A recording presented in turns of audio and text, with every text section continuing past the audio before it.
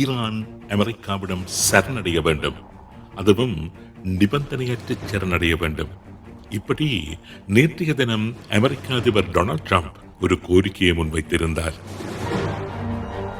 ஈரானின் அடுத்த தலைவரை அமெரிக்காவே தேர்ந்தெடுக்கும் என்றும் கூறியிருந்தார். இந்த விடயம் தொடர்பாகவும் அமெரிக்க இஸ்ரேல் ஈரான் யுத்தம் தொடர்பாகவும் அமெரிக்காவின் நியூயார்க் நகரத்தில் இருக்கின்ற தமிழ் ஆய்வு மையத்தின் புவிசார் அரசியல் ஆய்வாளர் அருண்குமாருடன் கலந்துரையாடியிருந்தேன். அமெரிக்கா மிகப்பெரியதொரு சிக்கலில் தற்பொழுது சிக்கப்பட்டு நிற்பதாக தெரிவித்த அவர், ஈரானுக்கு எதிராக நடைபெற்றுக் கொண்டிருக்கும் இந்த யுத்தத்தில் சீனா, இந்தியா போன்ற நாடுகளின் வகிபாகம், இஸ்ரேல் எப்படி அமெரிக்காவை இந்த யுத்தத்திற்குள் இழுத்து விட்டது என்பன உட்பட பல விடயங்களை என்னுடன் உரையாடியிருந்தார். இந்த யுத்தத்தின் போக்கு எப்படி இருக்கப் போகின்றது என்ற அவரது பார்வையையும் பகிர்ந்திருந்தார். வாருங்கள், அமெரிக்காவில் வாழுகின்ற புவிசார் அரசியல் ஆய்வாளர் அருண்குமார் கூறுகின்ற விடயங்களை செவிமடுப்போம். நிபந்தனையற்ற வகையில் ஈரான் அமெரிக்காவிடம் சரணடைய வேண்டும் என்ற டொனால்ட் ட்ரம்பின் கோரிக்கையை எப்படி பார்க்கின்றீர்கள்? இப்போ 2015 முன்னாடியான நிலைமை வேற. ஆனா அதுக்கப்புறம் ட்ரம்ப் 2016 ஆட்சி பொறுப்புக்கு வந்த பிறகு எப்போ சீனாவுடைய டாரிஃப் ஆரம்பிச்சாங்களோ அதுக்கப்புறமே சினாரியோ மாறுது. அதாவது ஜியோபொலிட்டிக்கலா பாத்தீங்கன்னா ஒரு யூனிபோலார் என்ற ஒரு ஆர்டர் ஒரு பைபோலார் இல்ல மல்டிபோலார் தான் மாறுது. சைனாவுடைய எக்கனாமிக்கல் அண்ட் டெக்னாலஜிக்கல் அட்வான்ஸ்மெண்ட் என்ன அதுக்கப்புறம் அவங்களுடைய மேனுஃபேக்சரிங் கெப்பாசிட்டி, சப்ளை செயின், இது எல்லாமே பாத்தீங்கன்னா இது அமெரிக்காவோடைய மேனுஃபேக்சரிங் அண்ட் சப்ளை செயினை ஓவர் ரைடு பண்றதுனால அது ட்ரேட் இம்பேலன்ஸ் ஆகுறது ட்ரேட் டேரிஃபா ஸ்டார்ட் ஆனது. அப்ப இருந்த மிடில் ஈஸ்ட் சிச்சுவேஷன் வேற. அப்ப ஈரான் ரொம்ப ஸ்ட்ராங்கா கிடையாது. அதுக்கப்புறம் ஈரானுக்கான மிசைல் டெக்னாலஜி, அதுக்கப்புறம் அட்வான்ஸ் சேட்டலைட் டெக்னாலஜிக்கான கொடுத்த பிறகு அதுக்கப்புறம் வளர்ந்த பிறகு இப்போ ஈரான் ஒரு பவர்ஃபுல்லான ஃபோர்ஸஸா இருக்கு. ஆனா ஈரான் பவர்ஃபுல்லான ஃபோர்ஸா இருக்கிறத இஸ்ரேல் விரும்பவில்லை. ஆனா விரும்பலனால தான் இவ்வளவு பெரிய பிரச்சனைகள் நடந்திருக்கு. இந்த ஜேசிபிஓஏ இதை பத்தி பேசணும்னா நம்ம ஜேசிபிஓஏ ஒப்பந்தத்தை பத்தியே நம்ம பேசி ஆகணும். 2015 ஒபாமா காலத்துல போட்ட அந்த ஜேசிபிஏ ஒப்பந்தத்துல ரத்து பண்ணதுல இருந்து இது வரைக்கும் அதுக்கான பிரச்சனைகளை நம்ம அனலைஸ் பண்ணி பார்த்தாலே உங்களுக்கு தெரிஞ்சிடும். அப்ப இருந்த ஈரான் வேற, இப்ப இருந்த ஈரான் வேற. ஒரு ஈரானோட இப்போதைக்கு சூழ்நிலையில ஐரோப்பா மிடில் ஈஸ்டோடைய ஒரு பிவோட்டல் பாயிண்டா இருக்கு, ஒரு ட்ரேட் பிவோட்டல் பாயிண்டா சீனாவுக்கும் ரஷ்யாவுக்கும் இருக்கிறதுனால ஈரான் சரணடைய மாட்டாங்க, அந்த மாதிரி அன்கண்டிஷனலா சரணடைய மாட்டாங்கன்னு தெரியுது. ஈரான் மீது அமெரிக்காவும் இஸ்ரேலும் தற்பொழுது திணித்துள்ளதான இந்த யுத்தம் பூகோள அரசியலில் எப்படியான மாற்றத்தை ஏற்படுத்தும், உலக ஒழுங்கில் எப்படியான தாக்கத்தை ஏற்படுத்தும், தற்பொழுதுள்ள ஒற்றை துருவ அரசியலில் ஏதாவது மாற்றம் ஏற்படுவதற்கான வாய்ப்புகள் இருக்கின்றனவா என்று அருண்குமாரிடம் கேள்வி எழுப்பினேன். கண்டிப்பா. ஏன்னா ஒற்றை துருவ இப்ப பாத்தீங்கன்னா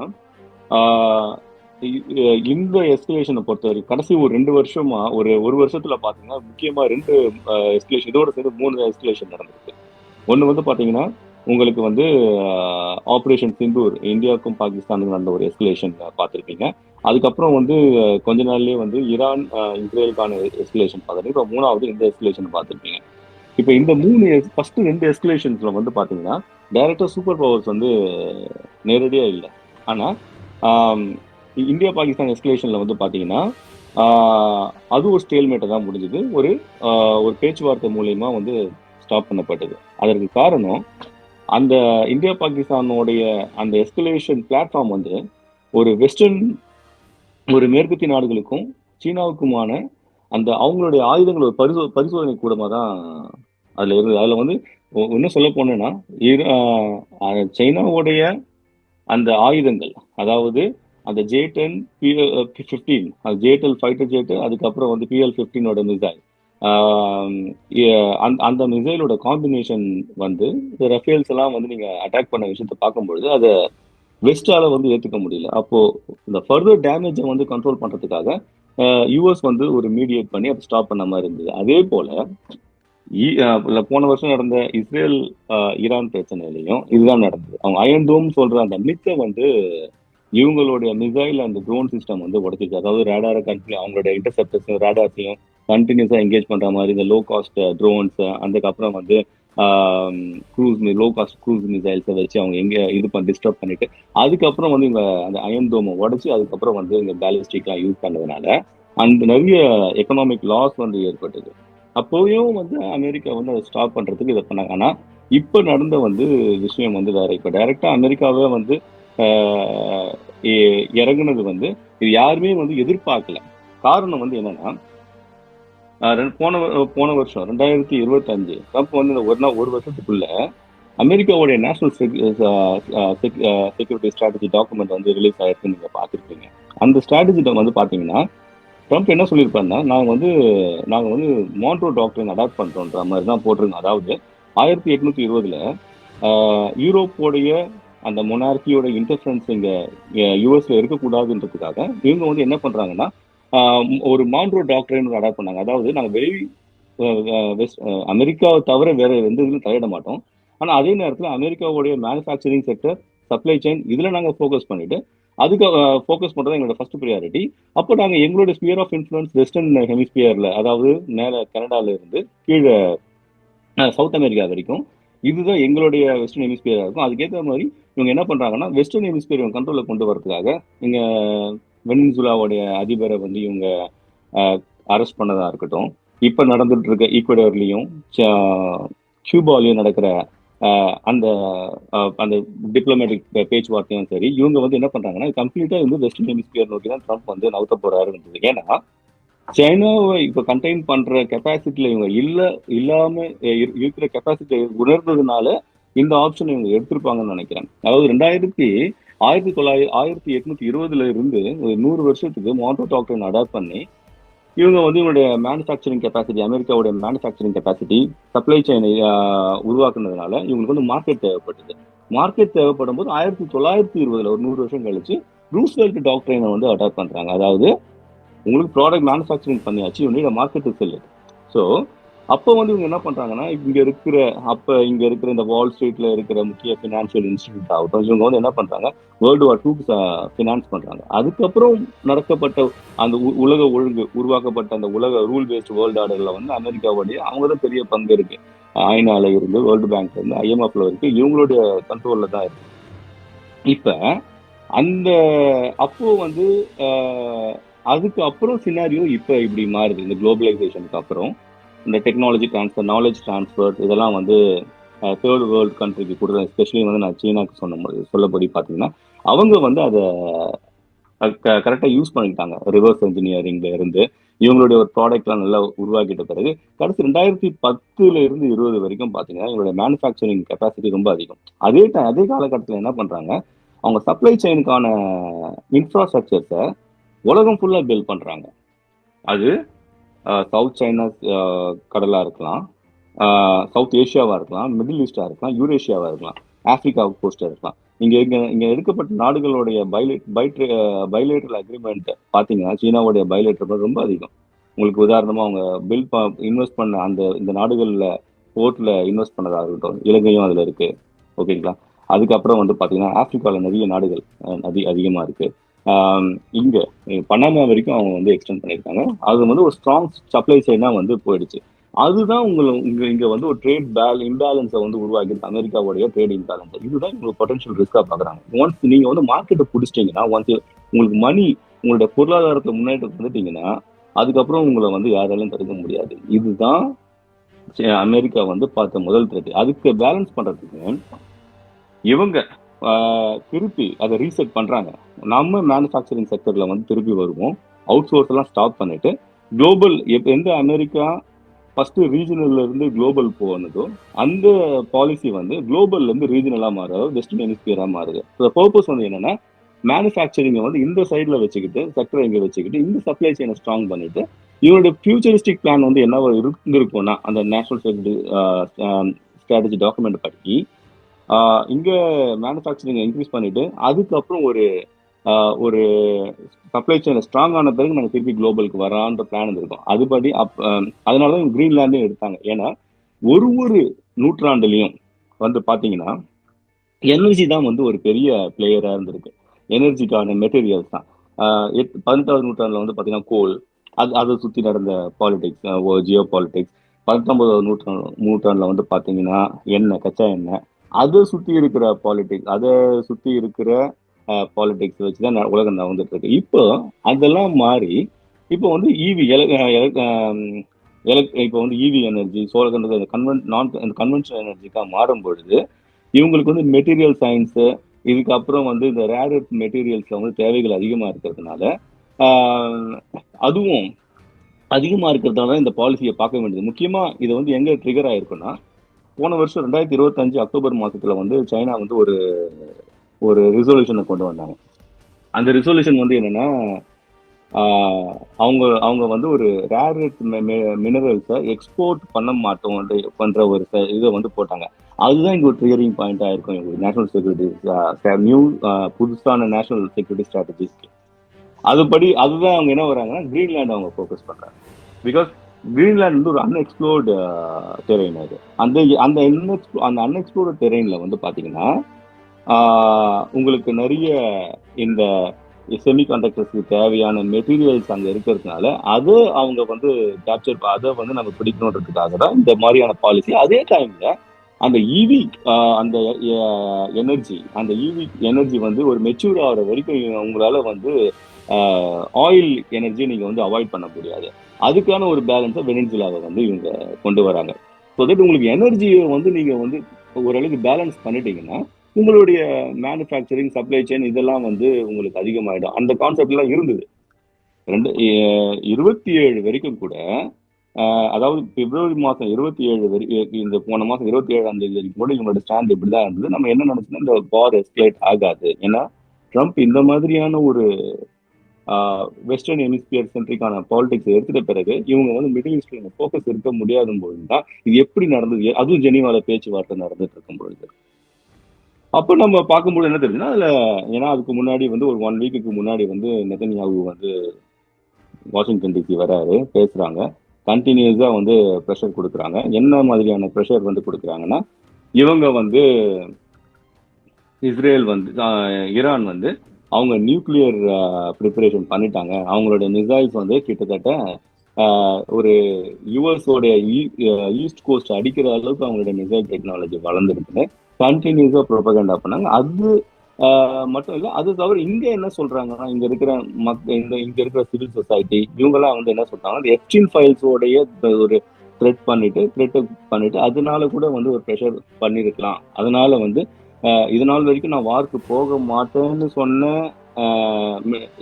இதே இஸ்ரேல் ஈரான் வாரை ஸ்டாப் பண்ண ட்ரம்ப் வந்து எப்படி இத இப்போ இந்த வார்க்கு ஒத்துக்கிட்டா இவங்களே போய் அட்டாக் பண்ணும்போது தான் இங்க வந்து ஒரு பெரிய கேள்விக்குறி வருது. அதை கேட்கும் பொழுதும் இவங்க வந்து என்ன சொல்றாங்க, டே 1ல இருந்து இதனால டே 5 வரைக்கும் மாதிரியான ஒரு ஸ்டேட்மெண்ட் வந்து வருது. ட்ரம்ப் என்ன சொல்றாருன்னா, இல்ல முன்னாடி நாங்க அட்டாக் பண்ணோம்னா இஸ்ரேல் அட்டாக் பண்ணியிருக்கோம். அப்போ இஸ்ரேலுக்கு அங்க பேஸ் கிடையாது, பக்கத்துல எங்க பேஸ் தான் இருக்கு. அப்ப எங்க பேஸ் அட்டாக் ஆயிருக்கும், அடிச்சிருப்பாங்க, அதுக்குதான் நாங்க அடிக்கணும்ன்றதுதான் நாங்க சேர்ந்து அடிச்சோம். அதுக்கப்புறம் 2வது நாள் என்ன ஸ்டேட்மெண்ட் வந்திருக்குன்னா, இவங்களுடைய நியூக்ளியர் கெப்பாசிட்டி வந்து இவங்க அது கன்ஃபார்ம் ஆயிடுச்சு. அவங்க வந்து நியூக்ளியர்ல வந்து அவங்க அந்த நியூக்ளியர் என்ரிச்மெண்ட்டை நீங்க அதிக பெர்சன்டேஜை வந்து அந்த 6% நினைக்கிறேன், 6% இருக்கும், அதுக்கு மேல போயிடுச்சு. அதனால இவங்க வந்து நியூக்ளியர் வெப்பன்ஸும் வச்சிருப்பாங்க, அது எங்களுக்கு வந்து த்ரெட்டா இருக்கும், அந்த மாதிரியான ரீசன் சொல்றாங்க. No matter what war start பண்ணிட்டாங்க. ஆனா இந்த வார்ல ஒரு அப்ஜெக்டிவ் இருந்ததுன்னா, சரியான அப்ஜெக்டிவ் இருந்ததுன்னா ஒரு அப்ஜெக்டிவே கிடையாது. என்ன சொன்னாங்க, ரெஜிமே சேஞ்ச் ஃபர்ஸ்ட் சொன்னாங்க, ரெஜிமே சேஞ்ச் பண்ணுவாங்க, இல்ல ரெஜிமே சேஞ்ச் வேணான்னாங்க. அதுக்கப்புறம் திருப்பி வந்து நியூக்ளியர் இது ஸ்டாப் பண்ணுனாங்க, அதுக்கப்புறம் மிசைல் ஸ்டாப் பண்ணாங்க. இது எல்லா டிராமாவும் வந்து பாத்தீங்கன்னா ஒரு கிட்டத்தட்ட வந்து ஒரு கடைசி 2015 இருந்து நடந்திருக்கும் இஸ்ரேலோடைய லாபினால.